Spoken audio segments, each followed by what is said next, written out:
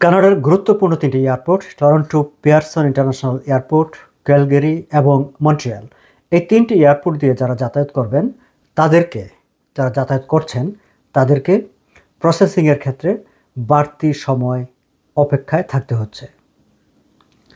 এই 3টি এয়ারপোর্টেরই customs কেসকে border service এজেন্সির প্রতিনিধিরা যেখানে আপনার প্রাইমারি স্ক্রিনিং সম্পন্ন করে সেই জায়গায় তাদের যেই মেশিনারিজ আছে সেখানে যান্ত্রিক ত্রুটি দেখা দেওয়ায় এই পরিস্থিতির সৃষ্টি হয়েছে।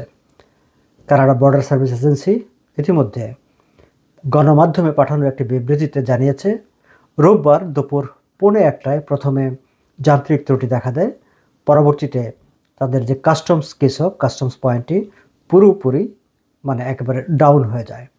ফলে বর্ডার সার্ভিস এজেন্সিরা যারা প্যাসেঞ্জারদের প্রয়োজনীয় ডিক্লারেশন গ্রহণ, তাদের প্রয়োজনীয় স্ক্রিনিং কিংবা অন্যান্য যেসব কাজ তাদের করতে হয় সেগুলো ম্যানুয়ালি তাদের প্রসেসিং করতে হচ্ছে এবং ম্যানুয়ালি এই প্রসেসিংগুলি করতে হচ্ছে বলে অতিরিক্ত সময় লেগে যাচ্ছে এবং প্যাসেঞ্জারদের বেশ খানিকটা সময় অপেক্ষায় থাকতে হচ্ছে।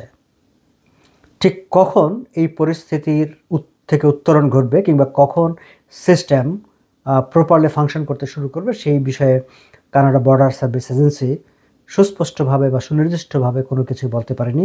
তারা শুধু জানিয়েছে যে তারা সিস্টেম পুনরুদ্ধারে কাজ করে যাচ্ছে।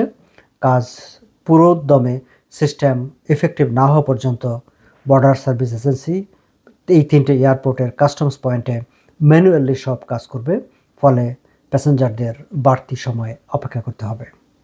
সো দর্শক, আপনাদের কেউ যদি এই সময়ে এই 3টি এয়ারপোর্ট দিয়ে ভ্রমণ করার কোনো পরিকল্পনা থেকে থাকে কিংবা ভ্রমণরত অবস্থায় আছেন, তাদেরকে আপনারা এই তথ্যটি জানিয়ে দিতে পারেন যে তাদের হয়তোবা এই 3টি এয়ারপোর্টেই যারা যাবেন তাদের প্রসেসিংয়ের জন্য বাড়তি সময়ের প্রয়োজন হতে পারে এবং একটি দীর্ঘ ওয়েট লাইনের মুখোমুখি হতে পারে।